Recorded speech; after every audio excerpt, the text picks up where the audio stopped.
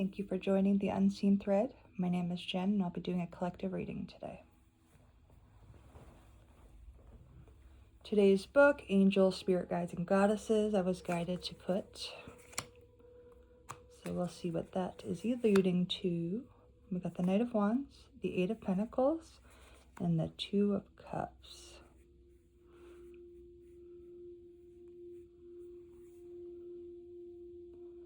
What does your creativity have to do with love?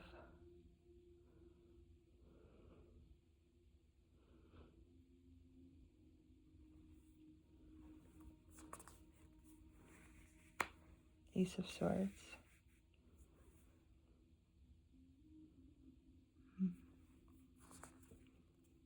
And the Tower.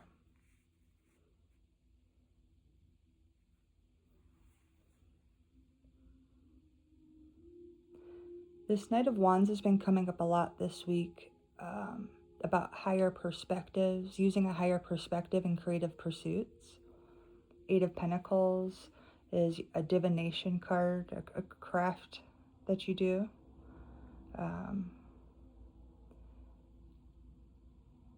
It's like a higher perspective, putting it into your craft. And the Two of Cups, it can be soulmate card. It can also be two people who have similar interests, a soul tie, being brought together by way of. And then the Ace of Swords on the Knight of Wands and the Eight of Pentacles, it's like a divine truth. Cutting to the chase, it's the White Rabbit.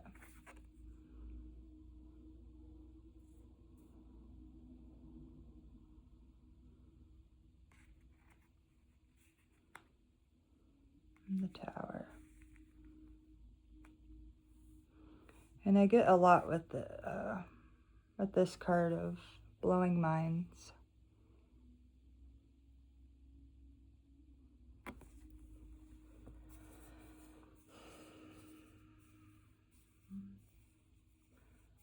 This can be breaking out of religious constriction rather.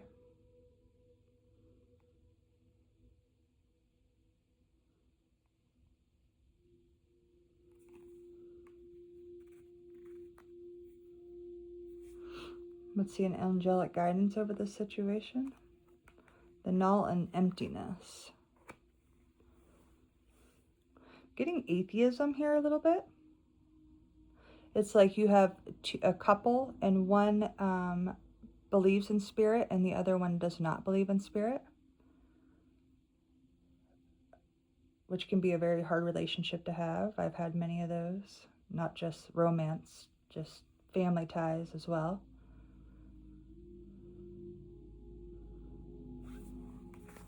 It's like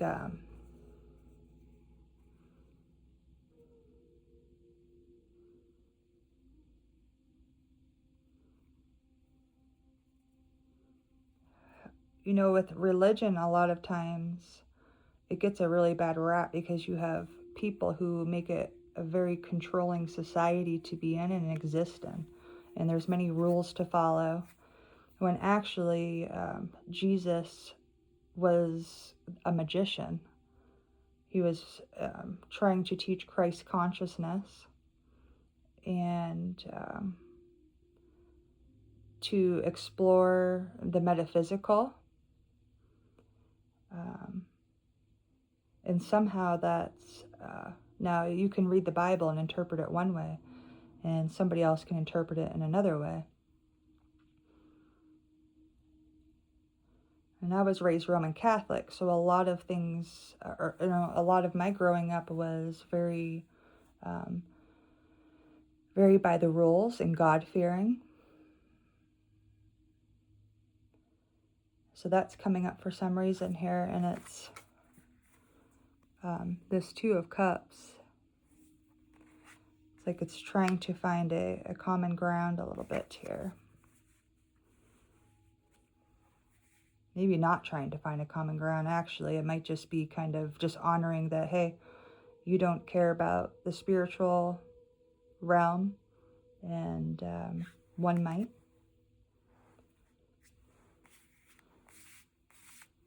So let's clear that out here a little bit.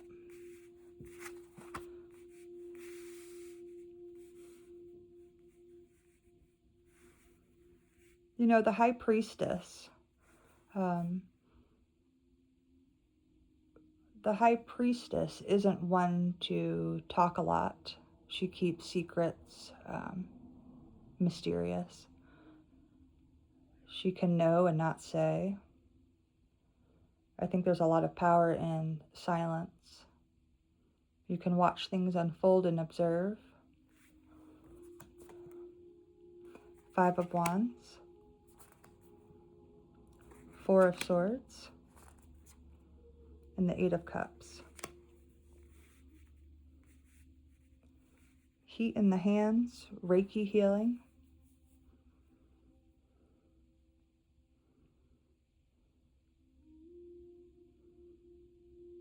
Four of Swords. It's kind of reminds me of the High Priestess. This looks like Wednesday Addams quite a bit, but I don't follow so much the name of things as I do imagery. But this is very much, she's non-action, and she's kind of just in her resting place and all-knowing. And the Four of Swords is very much that. It's kind of just taking a breather or being still. And then the 8 of Cups.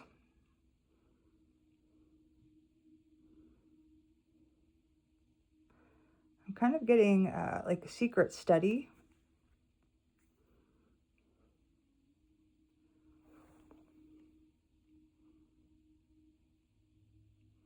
The secret garden.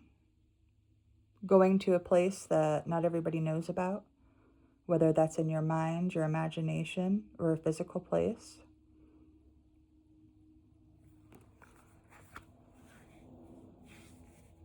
I want to know what you'd find in that. What do you find in that secret place?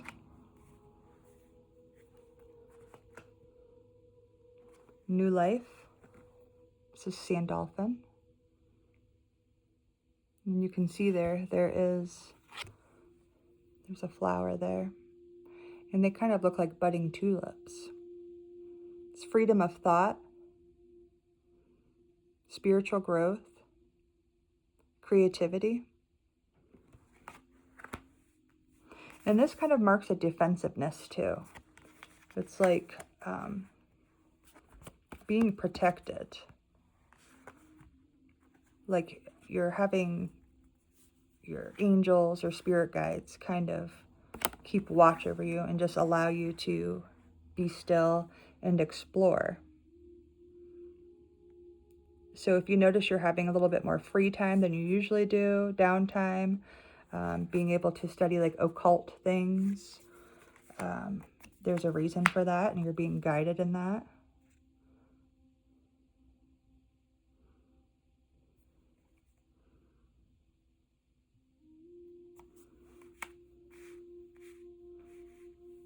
Angel of new life. Maybe you're leaving a darker, denser energy.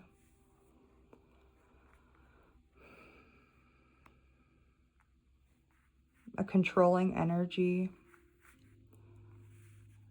Somebody might be controlling you, or society.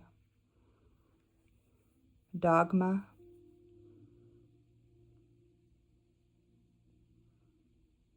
You know, it's like with this white rabbit, and it almost looks like this is where, like in Alice in Wonderland, where she goes down into the tree and she's chasing that white rabbit, and it takes her up and down, and you know, she comes back, and people might think she's crazy for what she's seen there. And there are, in your imagination, there's levels to consciousness. And, you know, if you haven't talked with somebody who's been to a certain place within your mind or the spiritual realm, it can be very hard for people to resonate with you. I'm also seeing like the height of the tower and where the birds are at. And you can kind of see there's a little bit of a rainbow up here, like raising your vibration in order to see certain things. And the same thing with the rabbit, having that moon on top speaks of the crown chakra and having a higher vibration. So if you're in a relationship, or if you deal with people, whether it's family, coworkers, or your love life, where they're a lower vibration, or maybe not even that, maybe they're a non-believer, or maybe they do believe, but they don't care to study up on it much, or to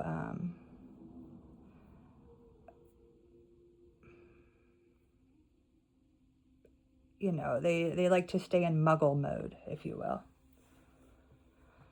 Let's get some advice on this.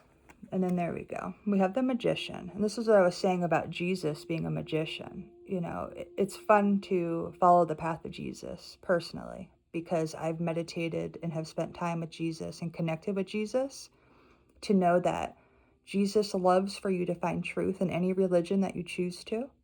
And I'm getting chills right now. It's freedom of thought, freedom of belief. And the more that you seek truth in all things, the more you come to know and understand what Jesus's teachings were. It's it's the bread of knowledge.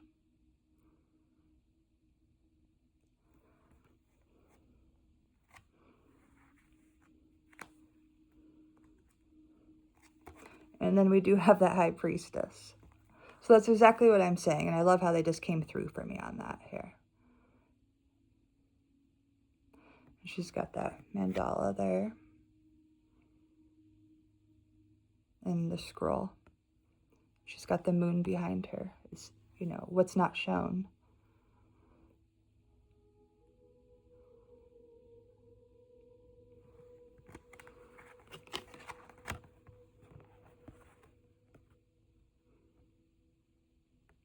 The magician and the high priestess. And that would be one hell of a life partner to find that.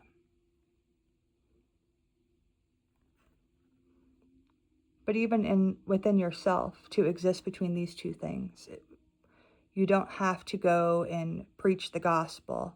I believe there's truth in many religions and beliefs and spiritual experiences.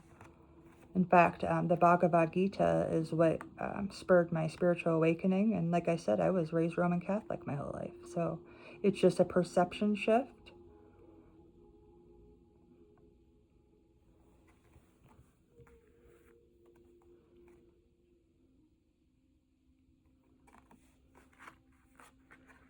Okay. What else should we know here? We have the Two of Pentacles, Poel, God who supports the universe, fortune and fame, and fulfills any request. Now, I wouldn't really wish for fortune and fame. However, Poel would maybe help you with that if you were looking for it. But this is the God who supports the universe. Very much, it kind of looks like these two energies blended together with an offering. There's fruit, the fruit of knowledge. Fulfills any request, sending our prayers and being patient and waiting. Knowing that not everything we pray for is meant for us. Being glad things we prayed for did not happen or come to be.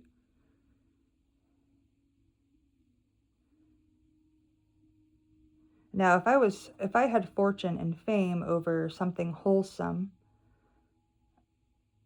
I think I could appreciate that. But we have to be really careful about not making deals with the devils.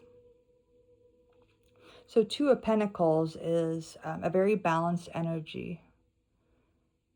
So perhaps it's saying, finding a balance in fortune and fame. But if you are looking for fortune and fame, perhaps you'll find a different message in that. And we have Temperance and the Page of Wands.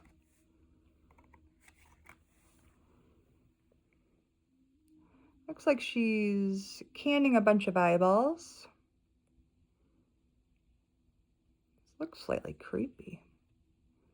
Doesn't mean she is slightly creepy, but keeping multiple perspectives.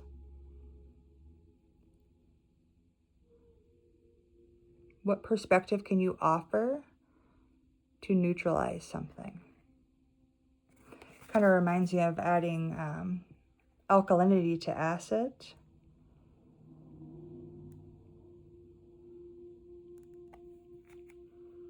And we have the Page of Wands. Not knowing a lot about something, but feeling led. Starting with an idea, following a creative passion. We're just getting going. This is a little bit of that, what is it? It's the Grimm Fairy Tales, and this is actually the Grimm Tales tarot deck, but this reminds me, who are those two little, Hansel and Gretel. A little bit of Hansel and Gretel here. Following the breadcrumbs. It's kind of like a childlike inspiration. And then you come up on this lady and it's like, geez. She kind of looks like she could be the witch.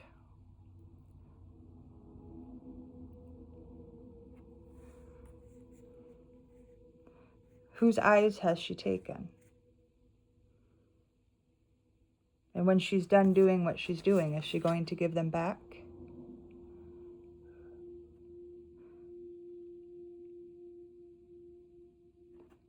What is she doing to perceptions?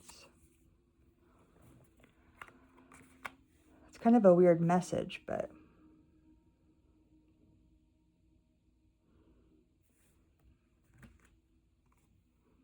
and here's that Eight of Cups again. Is this trusting that path?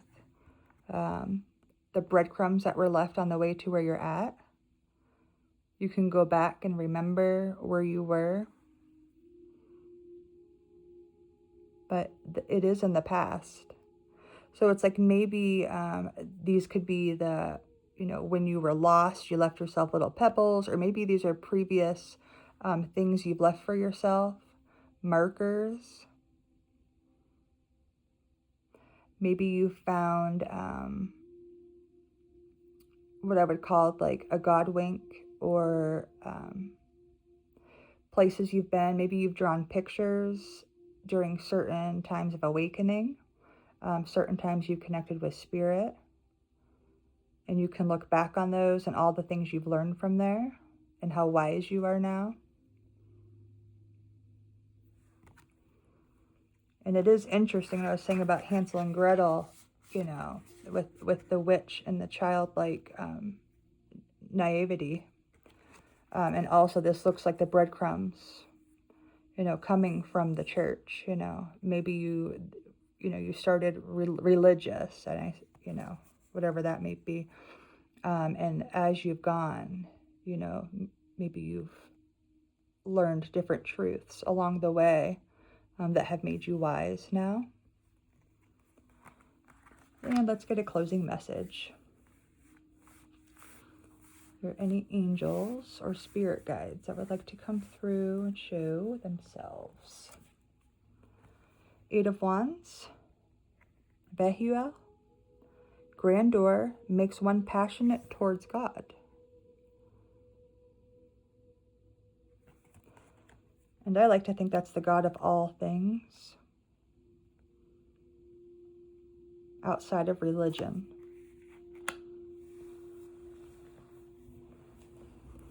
Let's get a message out of angels, spirit guides, and goddesses. We We have Hecate, which she's been coming up quite a bit the last couple weeks. Harness your mystical nature, influence your thinking, manifest your dreams, have an easy and pain-free childbirth, open up new possibilities, and heal your wounded self. She's got a hellhound there. Kind of looks like a German shepherd in a way.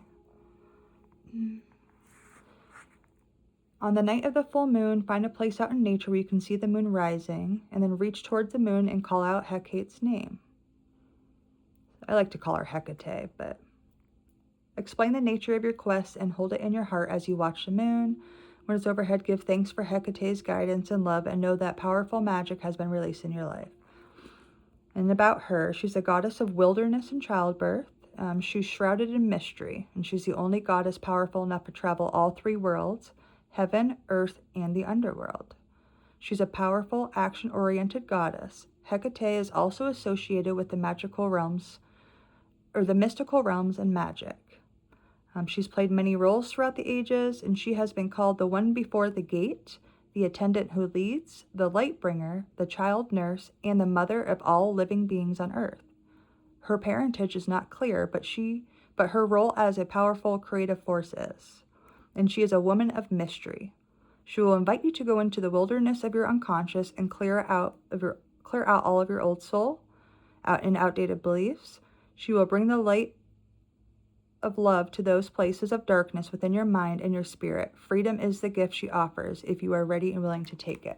So that's what I'm saying about, she's the goddess of hell, earth, and heaven.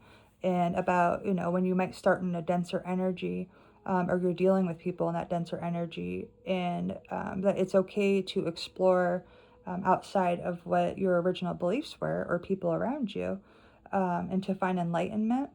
And there is no bad, there is dark and light, and both are needed, and that it's okay to explore. And I've honestly have never known myself more through all these different angels, deities, and spirits, as they've taught me, the last 6 years personally. Every single one of the ones I've worked with have taught me something new, and I'm forever grateful, because you do find little pieces of yourself working with each one individually, whether they're considered darkness or light. And I think that is our message today, and I appreciate you being here, and you have a wonderful day.